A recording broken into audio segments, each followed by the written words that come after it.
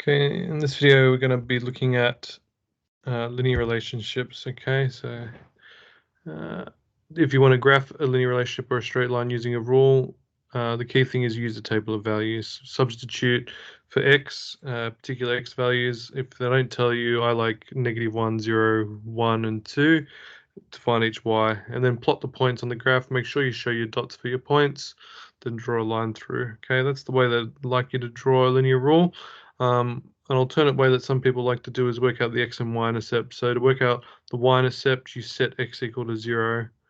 Okay, to work out the x-intercept, you set y equal to 0. So here on a graph, you can see the y-intercept is where the curve cuts the y-axis here, what height, y equal 4.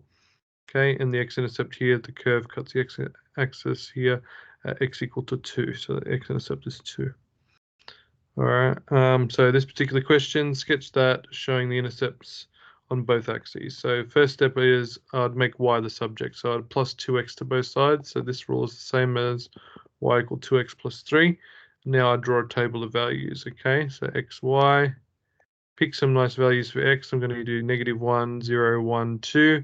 Substitute into the rule. So 2 times -1 plus 3. Into your calculator, you should get 1. Put in 0 there. 2 times 0 plus 3. 3, 5, 7. You can keep going. All right. I think I've got enough to draw. Use a ruler, please. Okay. X, y. Okay, so -1, 1, trying to draw equal spacing, 2, and on the y-axis 1, 2, 3, 4, 5, 6, 7, and then just plot your points. 1 across, 5 up. Remember that x is across. Okay.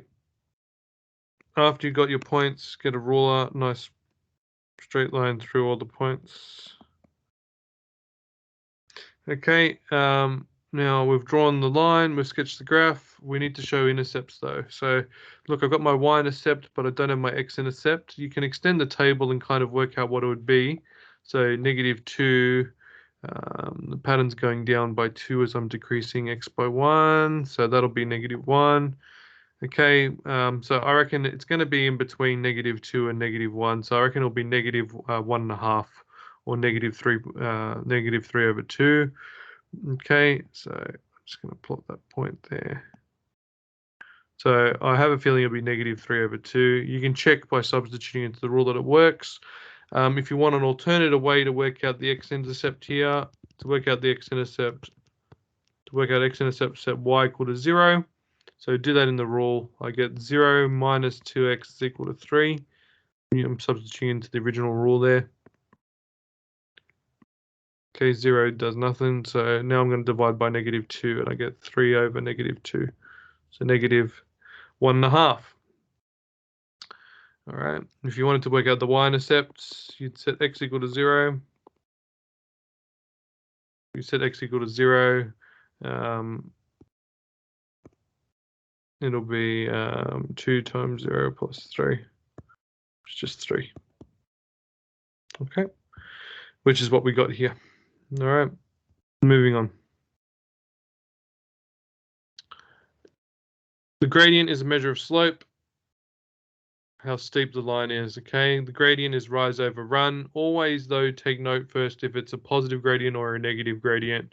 Okay, rise and run are distances, so they're always positive. But in terms of if the actual gradient is positive or negative, draw your person on the left-hand side, either walking up the hill, which would be positive gradient, or if you draw the person on the left-hand side, if they're walking down the hill, it'll be negative gradient.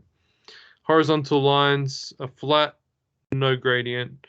Vertical don't have a run across, so the run is 0 and you can't divide by 0, so vertical lines have undefined gradient. If you want, you can use the advanced formula for gradient. Okay, so the one we use in standard, rise over run, but occasionally it can be quite useful to use this formula for gradient. Okay, and how this works is you call one point, usually the point on the left, I call it x1, y1, and the other point you call x2, y2, and then the formula is y2 minus y1 over x2 minus x1. Now that's just rise over run, okay, but you can just use this formula if you just know the coordinates of the 2 points. Okay, the labels 2 and 1 are just saying point 2 and point 1. Okay. Gradient intercept form. Every straight line that is diagonal can be written in gradient intercept form. Y equals mx plus c. M is the gradient, okay, or the slope. It's also the rate of the graph. If you see the word per one of something, it's usually talking about the gradient. The c is the y-intercept or the starting initial amount.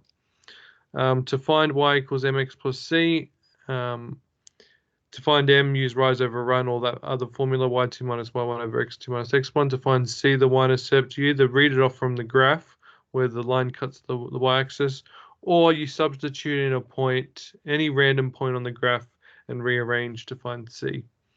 Okay, remember that y and x stay letters, and m and c change to numbers. All right, let's do a question. Pause the video, try and do this one before I do it. Actually, do that for all questions. Remember, pause video, try and do it. So first thing here, so we've got y equals mx plus b. Now they've put it just a plus b for the y-intercept. Sometimes it's plus b, sometimes it's plus c, doesn't matter. So first thing, I can read off the y-intercept very easily. It'd be down here. It's the y value down here. Because it's below the x-axis, b will be negative. Okay. And looking at the gradient here, if I'm a person here, I'm walking up the hill, it's going to be walking uphill, so m is positive. Okay, so I'm looking for m to be positive and b to be negative. So that's A. Next one, what's the equation of this line drawn? Okay, so let's we need two things, the y-intercept and the gradient. So the y-intercept here is going to be 5, so the c value is 5. Now the gradient, let's draw a triangle. Doesn't matter where you draw the triangle. Just as long as you use 2 points on the graph, then you go across and up and down. Okay, you could also use this triangle here using the axes, it doesn't matter. So the key thing is this distance here is going to be 5, this distance is going to be 3. Gradient, always consider, is it positive or negative gradient? I'm going down the hill, so it's going to be negative gradient. And the rise is 5 and the run is 3. So y equals mx plus c, y equals negative 5 over 3x plus 5. That's what I'm looking for. And we find it in answer D. Next one.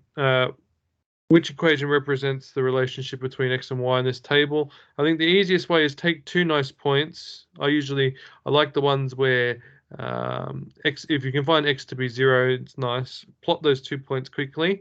So 0 across, 1 up,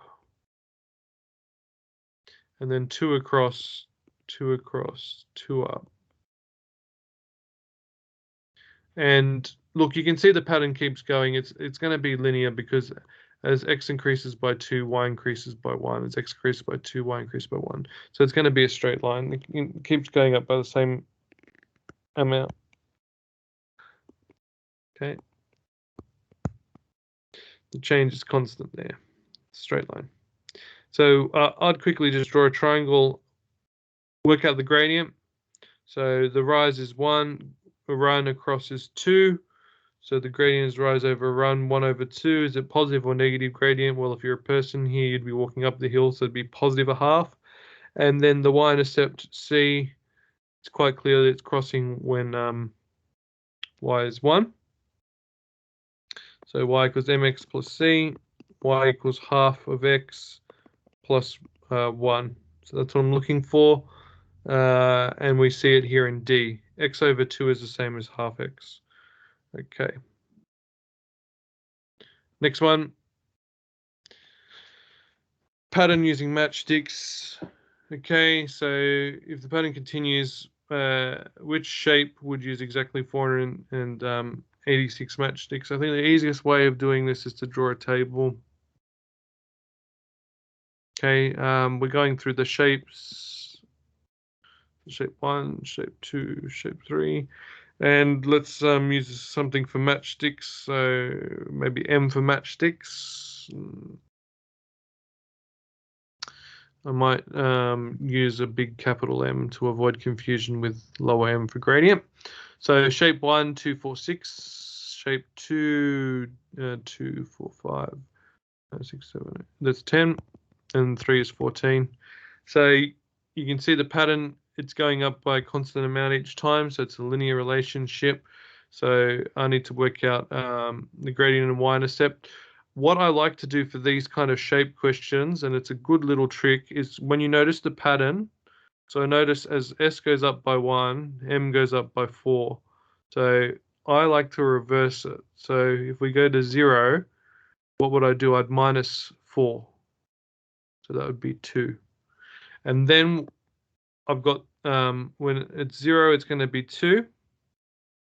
And when it's 1, it's going to be 6. That's a straight line. Now, I can quickly draw a triangle. The rise from 2 to 6 is 4. The run from 0 to 1. From 0 to 1, the run is 1. Okay, so gradient, and it's definitely a positive gradient, 4 over 1. And if you divide by 1, it's just 4. Okay, and the y-intercept, the c value is going to be where the line cuts the y-axis, which is going to be c equals 2. So y equals mx plus c. Now, the y value is capital M. M here is the gradient 4. X, the x value is s plus 2. So I've got a rule. Okay. Each time we're adding 4 to the shape, so it makes sense that it's 4s. And then we've got an extra 2. Okay, so now that I've got my rule, m equals 4s plus 2, I can use it to answer the question. I want to know the shape number for 486 matchsticks. So the matchsticks is going to be capital M. Put in that there. 486 is equal to 4s plus 2. Okay, I'll switch sides. Take away 2 from both sides. So it'll be 484. And then divide by 4 both sides. So that's 121.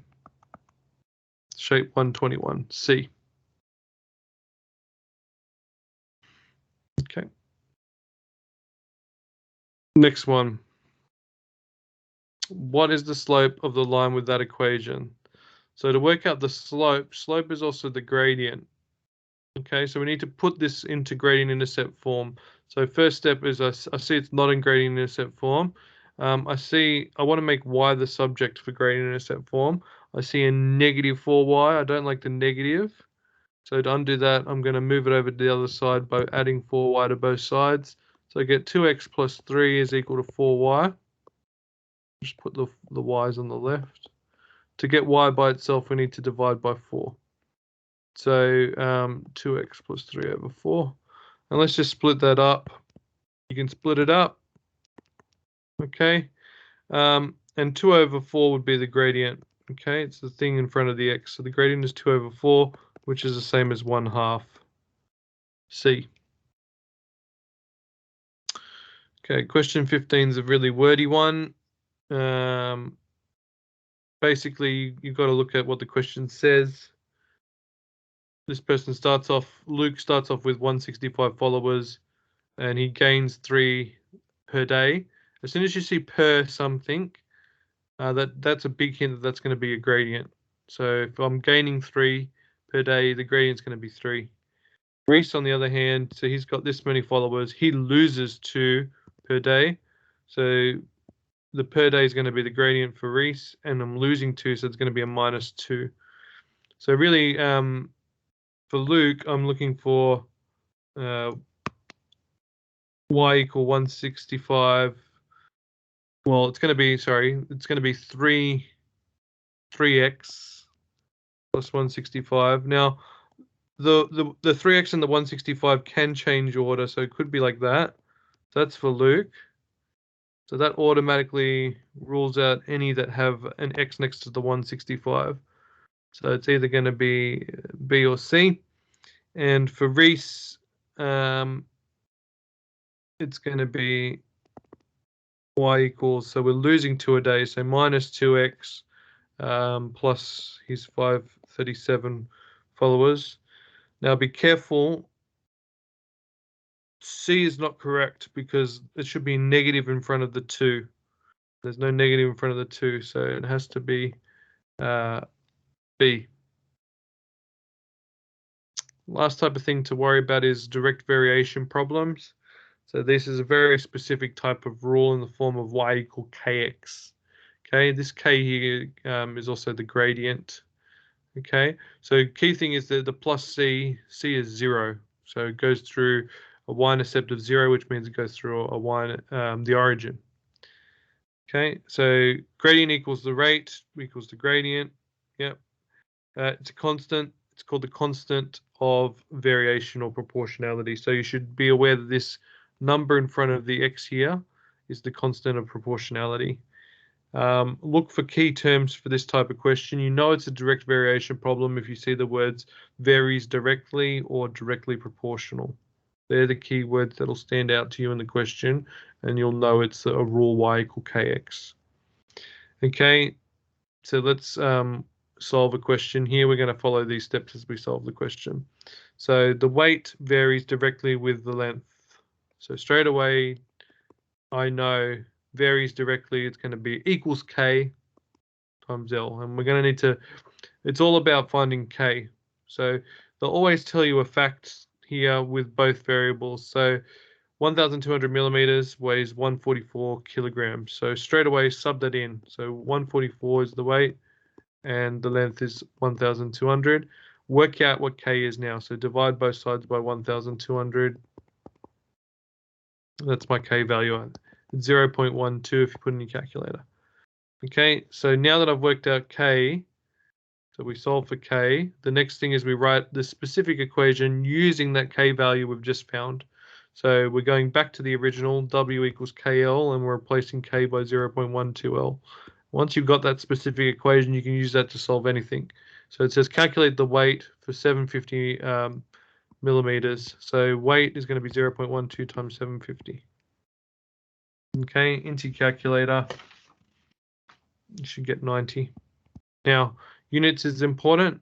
Whenever we're looking at the mass there, it's been in kilograms. So 90 kilograms is the answer. Okay, they mentioned in the syllabus about some applications of direct variation. The two they mentioned is fuel costs, and the other one is currency conversion graphs. So I've got one question here on currency conversion. So we travel to Europe via the US. There's currency conversion. So we've got 150 US to add to 600 Australian. She plans to spend the money in Europe. She wants to make it all euros. Okay. So if you can see from the graph, everything's in terms of Australian versus foreign. So we're going to change the US into Australian, and then we can work out all those Australians and change it to euros. Okay. So the first thing to notice is that it doesn't go up to US of 150. Okay, so US is the foreign currency here. It only goes up to, you know, a bit over 80. How do I get 150? Well, when it's a direct variation, if you double one, you double the other. So notice that they've kind of drawn a nice 75 on this graph. So this means 75 US dollars is going to be 100 Australian dollars. So US 75 equals 100 Australian. So that means that if you've got US of 150, which is double, it'll be double the Australian dollars there, so 200. So that means I've got 200 Australian dollars. We're adding it to the other 600. So we've got 800 Australian dollars, and we're going to convert it all to euros, okay? So if you can see from the graph, obviously we don't go up to 800 Australian dollars, but we've got 100 Australian dollars. So 100 Australian dollars, then we'll go across to euros. It's going to be 60 euros. So every 100 Australian dollars buys 60 euros. Okay, so if I've got 800 Australian dollars, times that by 8, I'll get it. Okay, so 800 Australian dollars will give me 480 euros.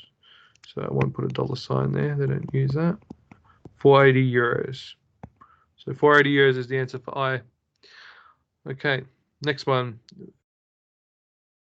This one tripped a lot of people up in the HSC, so I wanted to put it here and discuss it. If the value of the euro falls in comparison to the Australian dollar, what is the effect on the gradient of the line used to convert Australian dollars to euros, which is this particular line down here? We don't want to know about the gradient. So the key thing to realize here is if the euro falls compared to the Australian dollar, what does that mean? So that means that if you've got 1 Australian dollar, because the euro's fallen, 1 Australian dollar will buy more euros than before. So 1 Australian dollar will buy more euros. 10 Australian dollars will buy even more euros than what it used to. So if I've got, say, 10 Australian dollars, it'll buy more euros, so it'll be higher. I don't know how high, it probably won't be quite that high. But the key thing is, no matter how many Australian dollars you are, you're actually going to be able to buy a higher amount of euros. So what's happening to that gradient? Well, it's deeper. The gradient's increasing. So even though the euro has fallen, because an Australian dollar will buy more euros, the gradient increases. So what will be the effect of the gradient? The gradient will increase. Okay. All right, that's the end of that video. I'll see you in the next video.